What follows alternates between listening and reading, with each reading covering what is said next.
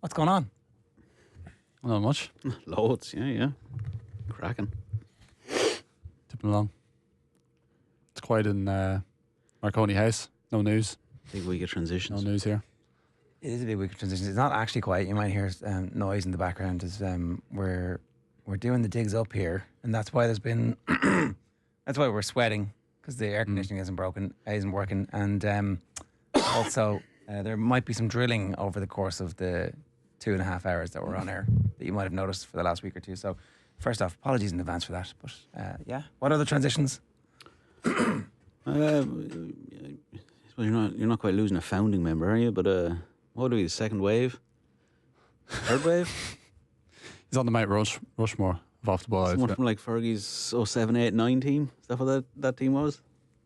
Yeah. So that's big shoes. Yeah. Second wave. Yeah. Second wave. Okay. Not anyone was well listening last night. They'll have heard it. Anybody who's not listening? Nathan's going. I think he's doing the game this weekend. I think he's actually on with us tomorrow.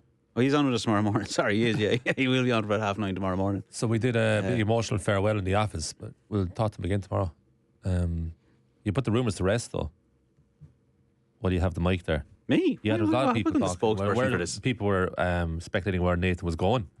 It's just upstairs. No, he is. No, he's staying up in the... He's physically only a level above, but, he's spiritually miles away. Yeah. It's like a multi-club model. Yeah. He's gone now. It's from Melbourne City to the homeland. Yeah. That's unfair. It's an unfair likeness, but... I know he's a good lad. Will he still do stuff? Or is it gone? Is it too busy now, too important? You have to go through a PA, like... Yeah, the executive assistant they're called now. Yeah, okay. Yeah. Yeah. EA. Yeah. That's a promotion too, earlier in the alphabet.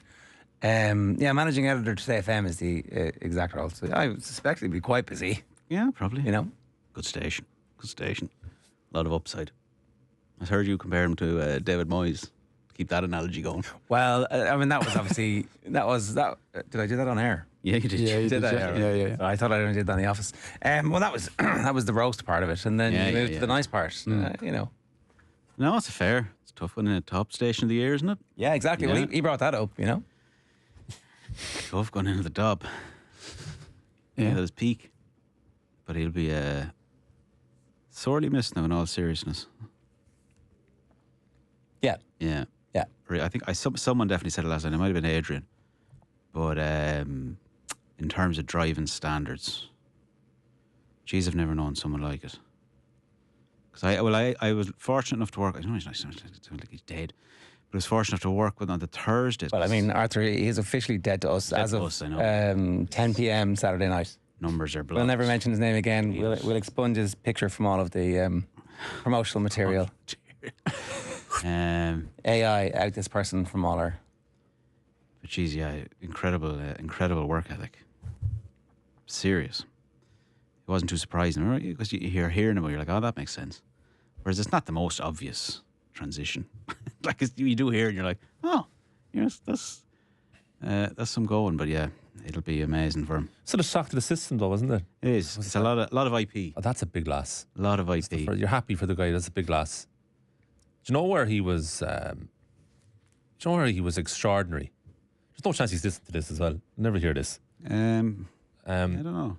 Do you know what was? Does listen at times though. I don't think he listens to this part of the show. He was the day of the Liverpool. The car playing in the fans, which already seems like a lifetime ago because it's kind of it's me picking it from that. But he went on air and it's unbelievable. It was as if he pre-recorded things, as if he had time to do it. It was just. It was unbelievable. It was like he had been preparing this thing for weeks, like in terms of what he's going to say. It was perfect. And then you get the other side of him. You could always just sit him down here. And you know what the absolute worst case scenario was going to be? Yeah. Very good. Yeah. That was it. No matter what you want to do with him. Yeah. You have complete confidence. Of course, we never say this to his face. No, you never. If he's in the room, like you never. He knows himself. He'll tell you. Jesus. What? That was only a half joke. But he was. But there was the complete confidence you'd have. 100%. You knew there'd be no issue. Yeah. But yeah, sure. What day of the week did Nathan join? Colm asks Dylan. Good question. I don't know. Wasn't there, you see. Good bit before my time. So I'd have to get a sense. Like, you'd be a wise man to bet Monday. It's safe. People started on Monday, but not all the time. I think he started a weekend, so I would say Wednesday, but I could be wrong about that because he was questioning some of my recollection of details. I heard you when I was talking about it. It was very opportunistic. Sliding into DMs. Sure, look, that's how opportunity arrives, isn't it? Mm. Yeah, it is. You got to go looking for it. Yeah, but it's great. I like it. It's a positive story overall. As much as a loss as he'll be for particularly our football coverage. That's well deserved. It's an amazing move. It's an amazing everything about it. It's incredible. It's an incredible endorsement, I suppose, of all the work he's done and the way he goes about it and his diligence and everything else. It's just kind of one of those where you're like, well, at least you're lucky to you're happy for the time that he was here and contributed so much. Because I know, talking to Mick over the last few days, putting bits together, like the wealth of stuff. That was like, top level stuff that's like either funny or just brilliant or whatever else that you'd be able to call from for those montages. It's an incredible contribution. Yeah, the montages were long. It's unbelievable. And left out loads of stuff. Yeah. And totally unruffable, save for quizzes. Save for quizzes, yeah. That's the only thing. Mind. That's his perfect mentality for this big gig in Today FM. Unless you're having a quiz. Keep him away from quizzes. Yeah. Just don't let them partake in the quizzes. So that's our family news this morning at 7:37. A reminder, Off the Ball Breakfast is with UPMC Orthopaedic Care. When things don't move, rotate, or bend like they used to, choose us to help you get back in action. We will talk a lot of Ireland with Stuart Byrne, so I'm going to get to that in a moment, right? Because I see everybody in the comments already predicting a face-saving 3-0 defeat and how happy we'd be with that. But hold your debts on that, because the big news is that Ruben Amorim, it's what's the fuck, married, divorce? Is that what it? Ah, jeez. Is that what they're married? That's They're what married, they're doing. yeah. At least 3 years. Yeah. Is this the type of thing you say? So sorry, I should again details for anybody who's hasn't checked your phone or got the push notification from Live Score saying, "Buckle up, kids." Big Sir Jim has decided that 3 years is about the right amount of time for a coach, and he might be right. In fairness, this might be the first time that you're like, okay, actually, there's malice aforethought going into this. And that Ruben's a lovely fella, and he's going to be given the 3 years. Yeah. A steady hand at the tiller is all Man United needed. And maybe that's right. I'd agree with the 3-year sentiment. It just wouldn't fill you with a whole lot of confidence. So he's a year, about a year and a bit, if even that. So we have 2 more years of this. November last year was his first game, I think. Yeah. Start November. But I remember he was like, "Oh, my first year doesn't start until." So Ruben's not counting that. That's like as far as he's concerned, he started in the summer. That's BC. Yeah. So 2 more years at the very least. I actually do think it's the right thing to do. No, it is. It is. You got to give one more transfer window to get some midfielders in, and then see what happens. Yeah. It's kind of meaningless words saying. Yeah, it is totally meaningless. It's totally. If he gets hammered 5 games in a row, he's gone. And which is very feasible. So he hasn't won 2 league games in a row yet, and they're talking about him staying for another 2 years. Yeah, it's just it's a vote of confidence, which is actually for once somewhat promising because they've given a time length beyond the next 3 games. Because once you hear that. The manager has 3 games to save his job. He's done. There's no point giving him the 3 games. What's the point? He's going to go anyway. Sometimes managers win 2 of those 3 games. Yeah, and then they'll lose the 4 of the next 6. So it doesn't matter anyway. So they're gone. So this is actually a smart enough thing to do if he actually means it. I'd say he does. I actually do get the sense from Ratcliffe that he likes the guy, wants him to succeed. It's also massively embarrassing for him if it doesn't. All the ego stuff and all that, and it's just hassle. It's just hassle sacking your manager. It's a big hassle, I'd say, administratively. Expensive as well. This shit again. It's less expensive now come November, isn't it? Isn't there a clause in the contract? Yeah, but it's November the whole thing. And I'd say again, it's like anything in work. If you get on with someone, it's a good chance they're going to do very well. If you have the power to help them. And with Ruben Amorim, I get the sense that he's a good person to work with. For the uppers, I'd say he's very open-minded. I'd say we know he's a good communicator publicly at the very least. I imagine it's the same or similar privately. So you want to work with good people. So you want it to work. They won the last time out. If they had lost to Sunderland, he wouldn't be saying this. That's the truth of it, though. So it's nice for him to have this in the international break. But he ain't going to get sacked before Liverpool. He knows that now. No.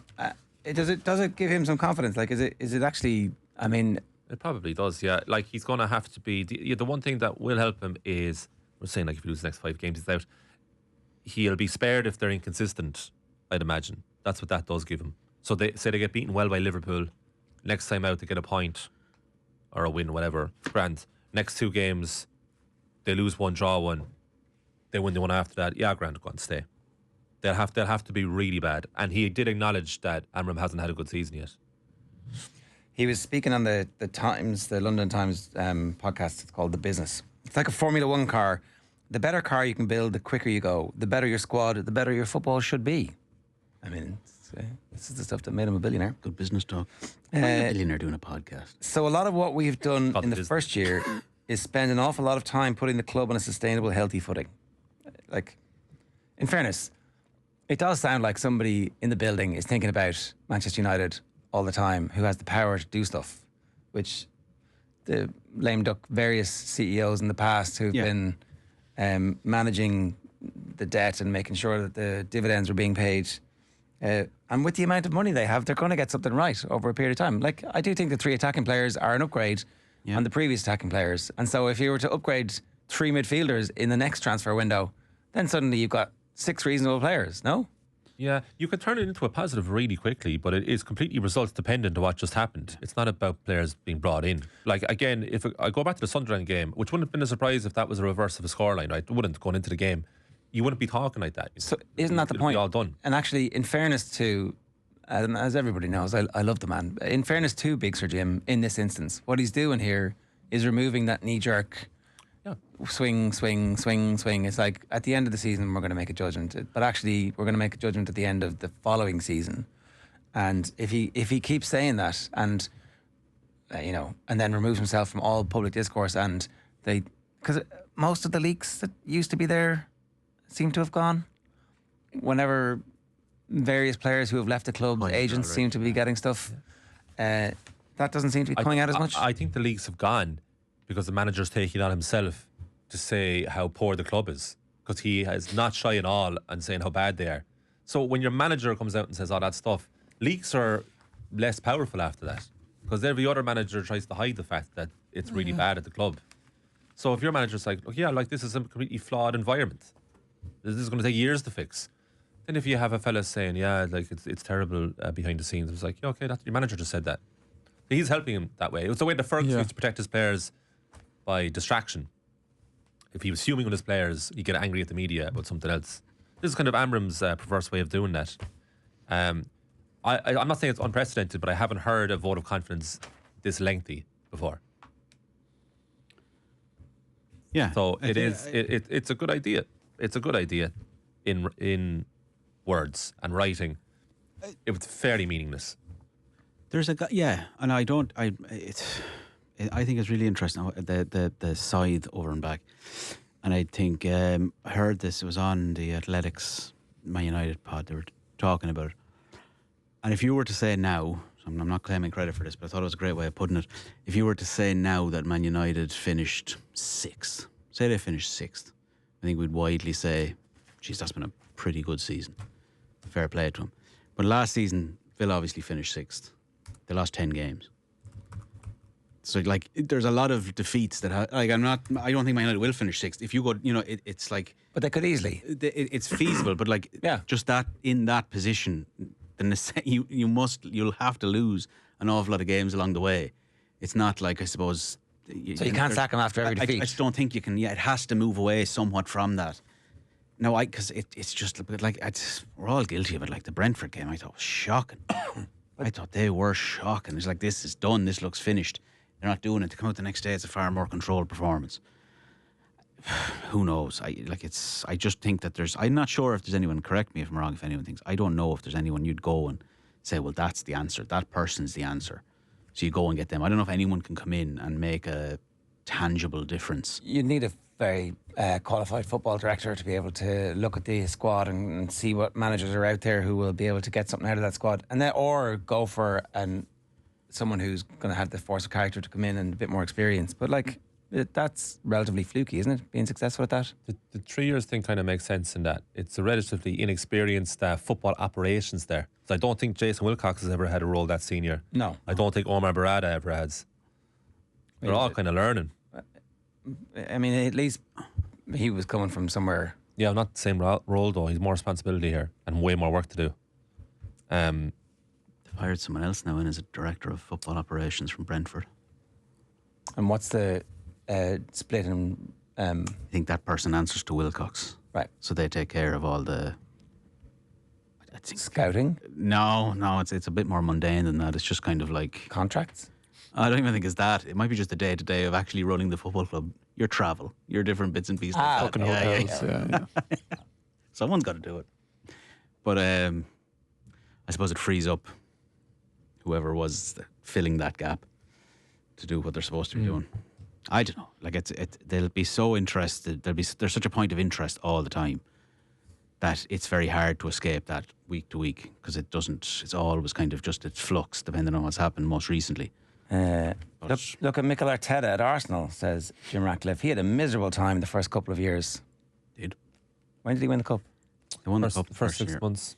But The season itself, they went like 10 games at one stage. They won one. There was loads there, yeah. There was at least 2 or 3 different occasions where he broke on for his head. There was whatever Brentford's first game of the Premier League was. Oh, yeah. That was a Friday night game and they won. They beat Arsenal. And Emile Smith-Rowe was Arsenal's most important player. He was like their only shining light. And I think it felt inevitable at that time he was going to go, Arteta. They had a great recovery. All they had to do was beat Spurs in that one game and all of this would be different, right? Because they would have had loads more money to spend. Even more.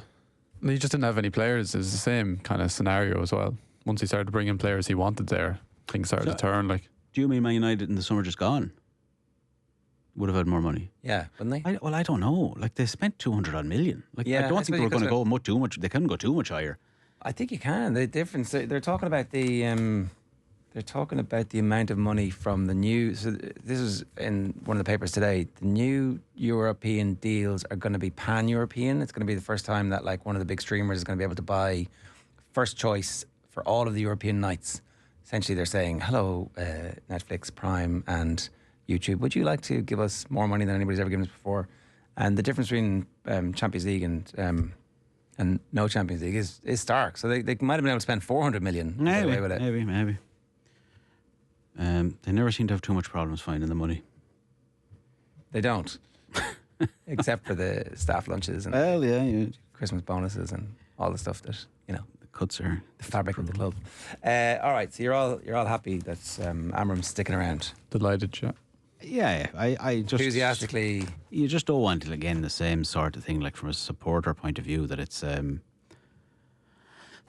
nothing more tedious than that kind of Willy won't he? wait. No. And then new manager, and it's like, oh, this is class. Oh, and then the big athletic piece. Yeah.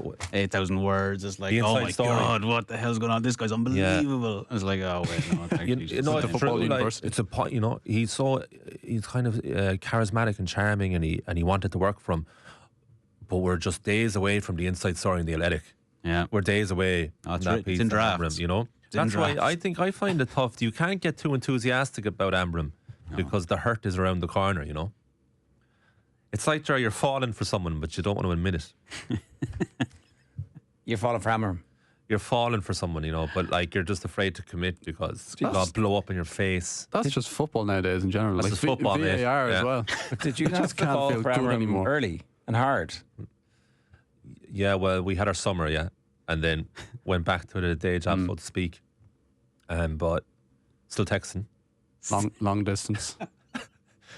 Are the texts you up? No, the lust phase is No, dissipated. they're living this now long distance. now it's It's long distance. it's more platonic now, Yeah. You never know. But you never at the same time, yeah. 3 years down the Sometimes I line. daydream about it. Never say never, Both yeah. a loose end. Yeah, You never know. let's do a deal in 5 years if you're Yeah. not married. Yeah, There's love there. yeah. There's something there. Yeah. And then you find out that there's a pregnancy involved, and it's like, oh, that's. Well, he might have another family. Yeah, he's the kind of guy who'd win the Champions League and be gone the next morning. Yeah, medal off. Never to see him again. Off built in race cars with Andres Villas. What a great time to get Liverpool, though, right? Yeah, I think you're right. Well, I think, and I see some people talking about that. Like, Man United could be rock bottom in the league. That's still always a competitive game. Has anyone ever? Well, more often than not, unless when it goes wildly the other way. Has anyone in the history of the show, us and audience included together, been more excited about the weekend after the one coming for sport? This feels like everyone just wants to get this weekend out of the way, right? Even though it's Saturday night, Portugal, and the weekend after is obviously Leinster, Munster. Into it. Leinster, Munster, Liverpool, Man United. That's going to be a cracker. So, sorry, go back to Kildare Senior Football Championship Final. Versus that Nice. weekend as well. Yeah. Oh, you're going to that. Actually, not. Is that why you're not going? I'm away that weekend. Is that why you won't come to the Leinster and Munster? I'm away that weekend. You're watching on Clubber. Yeah. What was your question? Oh yeah, good time to get Liverpool. Amazing time to get Liverpool. I think you're right, Jack. Liverpool in crisis, not knowing what they're doing. Yeah, because it's as bad as United is, right? Imagine United win the game. Stop. It is funny. Liverpool then, like. He'd get himself so much goodwill. Jeremy Keenan says, I'm delighted Liverpool decided against picking Amorim as their manager and fully expect Slot to have a game plan to batter United after the break, as he knows exactly, in caps, how United will set up and play. No, he'd no game plan for Crystal Palace. Or he'd no game plan. I think he's being sarcastic. I don't know. I don't think he's being sarcastic. Big Liverpool fan, Dermot. Well, but remember Slot came off the pitch and bragged about how great he was because he made those changes because he knew exactly what they were going to do, and they won because of that. That was Old Trafford at the very start of his time, wasn't it? Yeah, but that wasn't Amorim. That was Ten Hag. Good shout there, but he's got you there. And they drew at Anfield, I believe, and Man United should have won. Harry Maguire missed it. Remember, it finished 2-2. I do think the point about Slot being like full of piss and vinegar after his wins is interesting. Well, he's rattled now. He's not top of the league. Rattled on paper, but not in words. Arsenal are odds on, aren't they now? There's there's a long-standing view of him from the Netherlands, Arnie, because we haven't seen it, that if he does go on a run of poor games, and let's remind ourselves, he's actually a fairly inexperienced manager overall. If you look at his CV, he's not been doing it all that long. Just because he's bald, we think he's like... You think he's older? What age is he? Oh, good question, yeah. He must be into his 40s. I'd say he's about 47. I haven't a clue what age Arnie Slot is. Play the music. Class. Play the fucking music, white boy. There you go. Hey, happy birthday, yeah. September 17th. We missed his birthday. Huh? We missed his birthday, September 17th. No, it wasn't a week. It might have been. No, it was midweek. What day of the week was September 17th, Colm? What's that? What day of the week was September 17th? Oh, I just asked the questions. That's my birthday, actually. I should know that. What? You and Arnie Slot was a Wednesday. Also 47. Were you here on your birthday? September 17th, Blockbuster birthday day. It was a Wednesday, is it? What were we doing that we didn't get it? Was it a Wednesday? No, I don't know. We might not have done it. I'll tell you what was going on. Were you working that day? Yeah. Kept that one quiet. You can't do that. You can't No, it can't be like, here, lads. But it's false modesty. You're just dying for someone to find out. Daniel Day-Lewis over there. Doesn't want to credit, does it for the work. I'd say it's borderline sociopathic if it's your birthday and you don't say it. Patrick Mahomes, mental. Baz Luhrmann, and Bancroft. We did do Mahomes, but I don't know if it was that. Mahomes. There was Stacey Flood Day. Ken Doherty as well. Stacey Flood Day. You were here. You were in the middle of it, in the thick of it. I was, yeah. You were off. What am I supposed to say? I was off, was I? Walk in and be like, guess what day it is today, lads? You don't have to big it up, but you can just say it's doing. You drop it in. It's like, what are you doing later? It's like, oh, I'm going out for things. Like, oh, you didn't ask me that. You didn't ask me that. It's the flaw of the team. We never asked each other what are you doing later. Ask me next year. We assume the answer is sport. Yeah. I'm doing 10 laps of Phoenix Park. That's exactly what you do. Probably what I did. Guess what day today is, lads? And they were like, then you'd be like, birthday. You're up straight away. Good for team bonding. Yeah. 079 nice excuse. 180. It's sociopathic if you don't say it's your birthday. I don't think it's sociopathic at all. I think it's crazy. Your birthdays have passed, haven't they? Well, we've had loads of it. Not coming this year. You announced it when you came in as well. No, I don't know if I was wrong. You dropped me a text that it was your birthday coming up. I didn't do that. It was a non sequitur too. But I appreciate it though, because I was like, class. I know a bit more about you now. My birthday was a Saturday. Always. Every 6 years I've been here, it's always been a Saturday. The weird quirk in the matrix. I don't know how that works. Newspaper headlines here. Arnie Slot, the point was, Arnie Slot, he goes real defensive when he loses, right? If he loses consecutive games. And so he'll be like, he doesn't take criticism well. And we actually saw a little bit of that. Do you all remember the first game of the season? Friday night at home to Bournemouth. He was giving out about Carragher. Yeah. Carragher, in fairness, Carragher went directly to him. I don't like the look of this team, Arnie. And first thing was, well, if you don't like the look of it, go support someone else. Now, it was a lot of, hey, but there was definitely 40% truth in that statement. And then he was like, well, I'm not changing the way we play. Yeah. But he acknowledged, okay, the defending wasn't great, yeah. So there is that side of him. We just haven't seen it. Ten Hag was a bit like that. I think a lot of managers at that level are like the very, very few reasonable managers at that level of the game that be like, yeah, you know what, you're right. Even though they probably are away from the cameras, but as manager, that's a good point, actually. Yeah, Never thought of that. We're not. Do you think if this happened last season in his first season, would he have acted the same? Because now he's a Premier League champion. Probably feels like certain people can't talk. Well, he's bought himself a huge amount of time that first season. Also, for sure. all they have to do is win the Champions League, and it's a great season. You know. Well, yeah. You're going to say to me it'll be a bit Desi Farrell, is it? If I think the pressure's up now. If he set the bar so high, if he only wins, it's not like Jurgen Klopp is Jim Gavin in the sense of trophies, but obviously impact. Vibes. Yeah, vibes and impact. But Slot did change. Slot did change the way Liverpool played. Vibes. Not really. Not anymore. Jurgen Klopp's a bit more Pat Gilroy. Yeah. There's definitely a vibe to Gavin now. Oh God, what a week. Am I moving on? Yeah. What do you want to do? I Well, suppose? the big news, devastation for you, Colm. Yeah. Luke Combs is going to be slain 2026. Not Oasis. It's No Oasis is the headline. Luke Combs. He was playing like the academy 2 years ago, and then he did 5 nights in the Phoenix Park this year. Remember the guy? No. Is he a country fella? Yeah, you missed this. He was like, I remember walking. I was walking. A lot of people were going like down. 100 nights in a row in Phoenix Park, and everyone was like, "What's going on over there?" I didn't know who they were. I saw a lot of people going down with like cowboy hats and stuff. But young, disconcerting. I didn't know who they were. Slane Castle posted a video with, is it Combs? I've no idea. Branding over an image of the venue. What a waste. 10th of September 2025. Can they do two? They've never done Slane twice in the summer. One summer, have they? Great question. I don't know. 10th of September seems late. Oh, that's 2025. Sure, it wouldn't be 2025. I don't know. Oh, they're going to make an announcement today, and they've just got their dates for the Yanks. Okay, I get it. Yeah. Right. Are you reporting bad news, Ger, because that rules out the possibility of 2 summers in a row 2 summers in a row of Oasis? Yeah. Oh, that was the assumption was that it was going to be Slane and because he let it slip in London.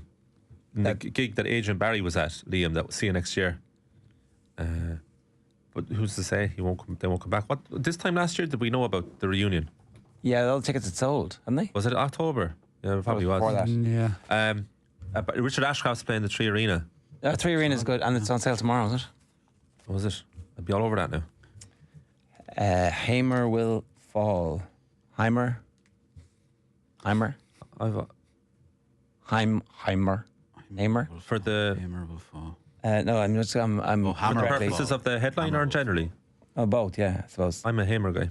Kilban says no way back for Ireland boss. I don't know if he was speaking to Mark McCadden or if it was last night. Did they even ask him about the Ireland situation last night, or was it just to roast No, there was. Nathan? I missed that part. Ratcliffe, as I said, too soon to judge Amorim. Willie Mullins had everybody in Close Sutton yesterday, the racing journalist. He's 69 this year, and what an incredible level of achievement. This is a good piece in the Times about it, actually. Amor time for Ruben. Sir Jim backs manager and says Portuguese boss needs 3 years to put a stamp on Old Trafford. Kevin has that killer instinct. That's Kev putting Heimer out to sleep. Just, what is it? What's the Novocaine? You could do with some painkillers, couldn't it? Fight in Irish. I am fighting fit. That is Evan. Troy Parrott. I thought Troy Parrott was making some fair points. You know, I wasn't there. It's up to the players. It's kind of leadership from Troy Parrott. We could have a totally different team. You could put Troy Parrott in the team. I mean, obviously he's just back from injury, so you probably wouldn't. Yeah. You could put Malumbi in the team. You could put Smallbone in the team. You could put John Egan in the team. Why? What? Yeah, you could. Yeah. To get rid of the stink. To get rid of the stink, as Radiohead would say. Why weren't they there? Injury. No, they're all injured. Was Egan injured? Yeah, he was. Yeah, for sure. He wouldn't have been playing. He didn't play up until the end of last season, and then he just started But Egan wouldn't start ahead of Collins or O'Shea. Well, I mean, you might now after their form is so bad. Like, if Nathan Collins was... He's their captain, so you can't drop him. No point in turning up if we don't believe, insists O'Shea. Well, you kind of have to turn up, don't you? It's like you're... Well, he does. The manager won't. You're... come on. I just don't understand why the manager's not out talking. Talks plenty. Who would you... Ronaldo's a billionaire. I'm sure you're all waiting for bated breath for the news to drop this. They were, do you know, Scholes and Butt do a podcast together, and they were talking about his game for Sporting against United that summer, where he tore John O'Shea apart. O'Shea was asked all about it. Yeah. He was giving out about podcasts. I presume it's that one in particular. I remember watching that game live on Eurosport, that friendly. I'd never seen anything like that, actually, that game. I'd never seen a player do that before, the way he played. And if you look back at the highlights, he gives the ball away an awful lot. But it's not really about the end product. It's about what he was doing for the first 3 quarters or every time he got the ball. It was pretty remarkable. So, yeah, first billionaire footballer. I think we're sleepwalking into this Portugal game, right? We're going to win. I honestly think we're going to do fairly well in this game. Perversely. What's fairly well, though? Yeah, is it a good performance. Is it 3-0? A good performance, right? Well, what does that mean? 1-1 in the 89th minute. 1-1. No. They will break our hearts and win 3-1. Do you think they're not showing Just a replay of... Yeah, well, it's definitely an element of them being like these Irish. Yeah, that does happen in international football a lot. I think it was our own Dermot Keenan pointed out yesterday. Very few countries win all their games. They don't have to in win these all their qualifiers. games. That's exactly perfect. But So they'll be like, I wouldn't this game. Don't mind this game. Occasionally, then Norway beat Moldova by 11 goals or something like. I think we're all walking into this game. Think, well, we're going to get hammered. So what's the point? Let's move beyond. I think we'll get some. I think there'll be something to take from this positively. No points. What will that mean? Do you know what I mean? Like, because we've seen that before. But what would that actually mean coming off the back of a game where it's like, there's the game you actually have to go and win. This is a free shot. Yeah, I like that question, Well, right? What that means is... I like this question. Is there an answer I can give you that you'll accept? No, it's not. I'm interested. I accept it. I'm not going to walk away. But I'm just like, it strikes me that there was one game they had to win. Yeah. And they lost. And now it's like a free shot in a slightly more, and obviously far more glamorous game. It was like, oh, now we'll show up. And I'm not saying that's necessarily an active thing, but as a frame of mind, it's like, oh, well, now, the big thing's on. This is where we show ourselves. A little bit of fight, all that kind of bullshit. Isn't that what happened to Martin O'Neill's campaign 10 years ago when we were out of that campaign totally? Now, it was a 5-year-long campaign with 100 games. Scotland beat us with the Sean Maloney goal, and we were at our lowest ebb. Yeah. And then, because we had to do something, we did something. And then they ended up qualifying. We had to do it the last day. We had to beat Armenia. Well, you know. You can't plan on winning on Saturday night. Saying, you know what I mean? And Hamer Hamilton does not have a plan to beat Portugal. It's to your point about now that the pressure is off, they might start performing. Like that's terrible. Of course it is, but that's how life works. I don't think so. Like it's not. Loads of teams look great. After 25 minutes, we won the game. Yeah. I just think it would be. I think it'd be indicative of a deep enough problem there. That is yeah, I know, but like, what more indications do you need of deep lying problems? But like, I mean, changeable things. You can't go to Armenia and get beat and play fairly shocking against kind of pretty ineffectively against 10 men hungry. You know, get out of jail. But if they'd been a little bit more clinical, it's done. But I just think that it's a case of this game is absolutely meaningless on Saturday. It doesn't matter. It doesn't matter if you do somehow go in there and win. It doesn't matter. It's not. It doesn't matter. If we it's go just and beat Portugal, come on. Well, sure, we drew. We're effectively winning there whatever number of years ago with the Egan goal. Right, Ronaldo comes up, scores twice. That's grand. The result doesn't. What did it make? What did it matter? Well, it's not making it's not making really in the years. Yeah, but you know we're still talking about like if we beat Portugal, are we putting it to the back of the running order on Monday? You're not, but it's still a case of if we beat Portugal, would you be any more confident we beat Armenia on the Tuesday? No, but that's not about that. So it's that's about the problem. I'd be a bit more. I'd be a bit more confident. That's the problem. No, I mean, but I also wouldn't. I mean, like if we beat Portugal, and I'm not saying that I think we're going to beat Portugal, but if we do in that mad world, I don't think we're any more likely to beat Armenia the game after. I think that would be classic Ireland. So they'd be like, they go back to the regress to the mean. That's what I find difficult to get on board with. Yeah, but I think you'll drive yourself mental if that's your standard with this Irish side, because The sta- they'll never please you. The standard's not beating Portugal. I'm not saying that. The standard was the last day, where it's like there's something on the line. There's a very tangible thing you need to go and achieve here. No, but I'm saying And they make a balls of it. if you think beating Portugal is meaningless, whatever happens after the next game, if that's your standard of expectation of what things should be good for Ireland, then you would drive yourself insane, because this generation, you can't back them to win 2 games in a row. You have to enjoy the positive moments when they get them. See, That's what I think. You don't enjoy, because it's not going anywhere. You know it's not going anywhere. You have to stop supporting the side, because they will put you into an early grave. Like, it's just no, it's not. It's just I hate that thing of like, this is meaningless. We're biding time, and it comes back to the Man United Amorim thing. You're just biding time till it's done. It's like, okay, yeah, grand, okay, positive there, yeah, lost 2-1, grand, great result, great fight. I thought you're on board with Amorim. I thought. No, I am with Amorim, but with this, there's more games. I think it's probably easier to kind of trick yourself. No, I think I think most people are, even those positive and hopeful Irish fans, are in acceptance that the Hallgrimsson era is ending quite soon. Yeah, I think so. Well, you're not the opposite for Ten Hag though. Me? They won the cup. Yeah, I wasn't having him at all. Yeah. And then you said you couldn't really enjoy that because you enjoyed it for like an hour. Yeah. But then after that, you're like, well, this is over anyway. So what's the point? He's rumbled you.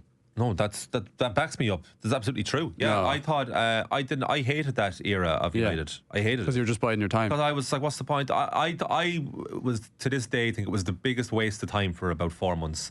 But I knew they were going to sack him, Yeah. and they were like, well, we can't now because he just beat Man City in the FA Cup final. So we'll just leave it go for a while, and they couldn't get who they wanted and all that. So it's just a waste of time. That was a total waste. I knew that was over. Why was With- that? with Why was that a waste of time and this isn't? Oh, with Hallgrimsson. Yeah. Well, I can see the end. The end it's like the next window. It's right around the corner. It's a few weeks away. Like, that's fine. Okay. Yeah. You know what I mean? This is very, very palatable. This is easy. But you'd enjoy the. Would you not Portugal. enjoy a victory over Portugal? It'd be a good night. Like it'd be. Would it not be like a let's have this one moment? I feel, to be honest with you, it's not about pessimism, it's not about, but I feel no connection to this team at all. Do you know what I mean? Well, that's I don't. bigger. It's I just don't, to this particular entity of it. I just don't feel. I don't feel any connection to him, or I don't feel anything like that. It's just been a kind of such a disappointment. When was the last time you felt a connection to the team? The Ireland team. Like the early Stephen Kenny stuff was great. There was a good sense of positivity about it, and at least there seemed to be a plan. And you kind of felt he'd earned his way into that, and it'd been lifelong ambition. It was a great kind of story for a while before it turned. So you said they didn't amount to a hill of beans that we lost to Portugal, but here's the thing: it could have. Like, if you're going to build something, it has to start somewhere. If this team is going to build any connection with the fans, they're going to have to start getting some results. And I do feel the last day was the day for that, though. I like, we have loads of those days, like where it's everyone kind of remembers. And we were talking with the Shane Long one and everything. There was meaning to that, but there was kind of, you have those kind of days, those memories, whatever else. But they have to lead somewhere. It has to be part of something. And I just feel that if you're not beating Armenia, where that was the game we had to win on the basis of the group, they're the 2 games we had to win, and they couldn't do it. So my point is, like, okay, maybe, if we go on and win the rest of the group, we'll probably qualify out of the group, grand. But that's fine. But if you win every one of your games, you'll qualify top of the group. It doesn't mean anything in words. It was still, the test was there, and they fluffed it completely. And that was just so dispiriting. It was just like, I cannot believe this team are completely outplaying us. And it's not an arrogance. It's not a thing of, I appreciate those teams that we would have considered lower ranked are better now, and we've gotten considerably worse. But it's, you want some sense of a coherence to what's going on. Like, as you're saying, like, I don't think it's a great thing that we're heading into the 3rd game and he's called in all these other things. The squad's all shaken up. It's just he doesn't know what he's doing. Why is Seamus Coleman dropped from one thing, come in for the next one? well, because we got beat by Armenia. But he was there when we lost to Luxembourg. I know, but And I love Seamus Coleman, but like, it's not a case of what are you doing? well, they felt like they were missing a bit of. Because the manager's not turning up in Maturity. the week to come out and talk to the thing. I Won't think face up. He sends out John O'Shea. What's he doing? Yeah, but you can right or wrong, and he did. He was like, well, it was a massive mistake that he coming out the last time, but he's brought him back in now. I mean, it'd be worse if he doubled down. Which a lot of coaches tend to do these days as well. It's just, you don't switch, you don't go back on your own decisions like Amorim or Ange, and they get a lot of criticism for that. I'm not getting too hot up about this Hallgrimsson era because it'll just be a footnote. Like it'll be like, oh, do you remember when Hallgrimsson was in charge? Yeah, that's worse. That's your life. Apathy's worse. And it's that not is, apathy though. It's more like I don't know because I'm not too convinced anyone is going to change the fortunes of this Irish setup at the moment. Like people are, I saw Keith Tracy was the same like last week. We'll have Keith in tomorrow.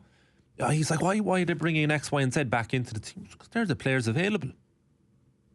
Like, why is that getting criticised so much? He's changing it because he has to, and he wants to. Well, that's his job. Hungary Armenia is 5 o'clock kickoff. If Armenia were to get a result against Hungary, would that totally transform your outlook on things? No, then I'd be thinking, just we're definitely finishing beneath Armenia. So, like what? Yeah, I mean, we could beat them on Tuesday. Yeah, we could. I absolutely think we could beat Armenia on Tuesday. There's no doubt about that. That could definitely happen. But I'd love to be proven wrong. I don't think we're going to Portugal and getting a result, and I don't think we're going to Budapest and getting a result. Personally, if they need to win, I think. All right, okay. But if we get 4 points from this, you're back on. It's not back on. It's like you're kind of waiting. It's a hard enough foul. Just when you thought you were out. But I don't understand. See, your outlook on it's interesting. You seem positive no matter what. Your negativity will last a day, and then you're back. No. And you're like, again, it's in with the green scene, and it's Bozen Lawal. Where can he play? Can we get him in the middle? Well, we have to. You're relentlessly positive. It's admirable. No. It's not so much admirable as it is practical. Because if we are doomed to pessimism for eternity, you definitely won't improve then. That's the absolute one guarantee. I don't think hope is a tactic, right? I think that we should, which is what we have at the moment. Yeah. I don't think it's not like something that you can build on. Well, we show up because we've got hope, and it's like, no, that's not right. You have to show up because you've outworked the opponents and you've done the research and you've inspired the team. You've picked the right shape and you've given them a very clear plan and you've communicated that. And I think that there probably will be a period where we look back and go, oh, do you remember Mark Canham hired Heimer? And I hope that all the changes that have been made over the last period of time in the FAI allow us to get somebody better. And that's what I think is going to happen. You know, the game plan could be dead easy as well this weekend against Portugal. Lump it up. Fly into the tackles, just be relentless, just be comfortable without the ball, which they very much are. Yeah. And lump it forward. It's not a very relentless team, though, is it? No, they're going to have to be. Look, they've got it. They do have players with a lot of energy if they pick them, and if they give them 1 or 2 instructions. Now, I don't know. I mean, you look at the quality of the midfield, even with the unavailable / injured players that Portugal have, and you think, I don't know if you're. I think we're playing like the lowest of low blocks. They're hilarious. Like their talent depth is off the charts. So one worry is Malumbi's going to get booked tonight, the 7th minute. Oh God Almighty, that'll be the problem. But he'll definitely be gung ho into challenges. If Collins gets into the right headspace and isn't the sloppy version we see sometimes with Ireland. Pick Coleman. I would pick Egan and Coleman. Malumbi. I'd pick the players who aren't scarred by the Armenia thing. Which players have the most experience against the highest profile players? Yeah, we'd do that too. Yeah. Do you want to explain what's next, the kicking challenge? Because we're going to come back to all this with Shuey in about 5 minutes. I'm going to play a short video, which has an intro itself, so I won't say too much. But what's that, a month and a half ago, 2 months ago, almost at this stage, we were invited down after Oasis, St Enda's GA club to 1 day after Oasis take on a American football kicking challenge with UPMC and leader kicking, and it was myself, Ger, Peter Colm. Crouch. What? Crouchy missed a kick at the weekend. Oh, I saw that, yeah. I did see that, yeah. Myself, Ger, Colm, Matthew and Ross, the breakfast team, went down, had a go. This is how it went. Myself and the rest of the Off the Ball breakfast crew were invited by Leader Kicking to come and compete in their Ireland's Kicking King Challenge. Tahi from UPMC has been texting me saying, join us in Ballybowden St Enda's. They're the lads now.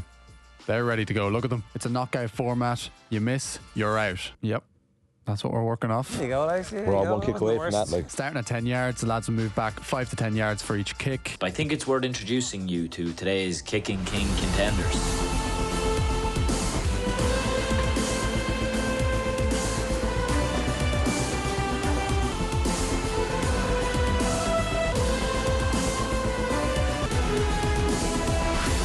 Get on with round 1.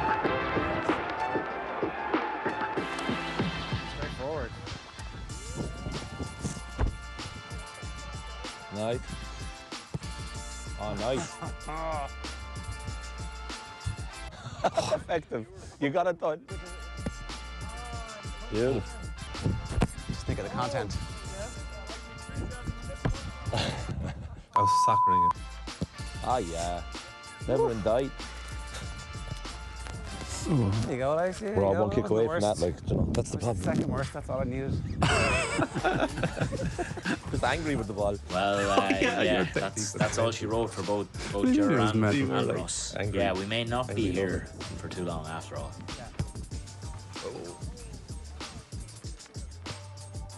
Unreal. Time ref. Fucking hell. Oh, just.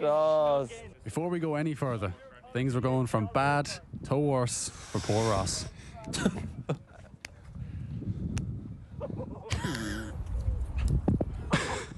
It's a tough one for the lad. A flawless from the three boys. Just about in my case, but never really in doubt.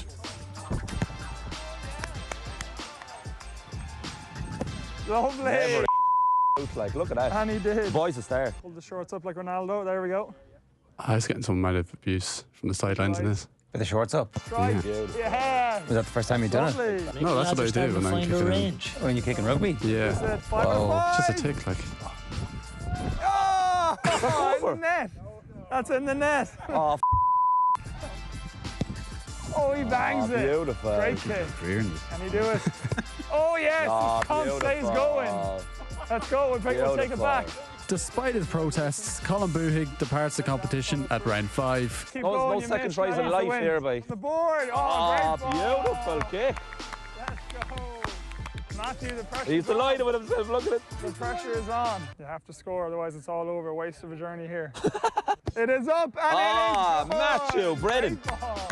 Yeah, despite some taunting from the crowd there, I did manage to hold my nerve. It is. Oh no, he towed it. No, door's open. Can you do it? Oh, you shanked it. You shanked. England over there on penalties. 2 misses. Really? Shocking stuff. It can't get any worse than that. Can it? Oh no, door's open, Matty. This is your chance. Oh yes, he has it. Say. Oh Ah. no! Apparently it can. As nightfall grew closer, there had to be a winner. There He we has go. it.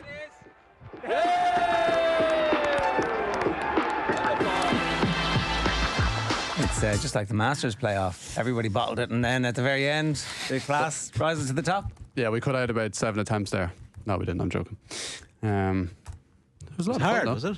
Oh, God. Really hard. Yeah, I ball shin itself splints for is a week Just a after. shell, like. Okay. Yeah. So the whole thing was, we all had a goal like, straight away to grab the ball. Yeah, just give us a goal, give us a goal. It's easy. Yeah. It's not that far out. It's only a ball. Yeah. I think everyone's first kick shocked everyone. Jesus, this goes everywhere where you think it's going to go. And then they told us you got to forget your soccer technique, forget your rugby technique. You got to hit it in a certain way on your foot, certain body shape. You have to learn on the spot. It's tricky. It's trickier than it looks. Oh, yeah. Trickier than it looks. Yeah. It was quite humbling at the very start, for sure. Yeah. For sure. It's a part of your foot that you wouldn't be using when you're playing soccer for sure. The instep. Yeah. The instep. Yeah, you got to. There's a real particular part that you got to hit, and also you got to real follow through as well with your leg all the way. Right. So I was just drilling it low. Yeah, I saw. I was just low but direction, good. low but direction, and then that fifth one. So that we got to the 3 of us got to the final stage. We got to 40 yards is when you left us. Yeah, and then it was you versus the boy. We did. How many we did you did do? 45 after that, and was the last kick 50 or was it 48 or something?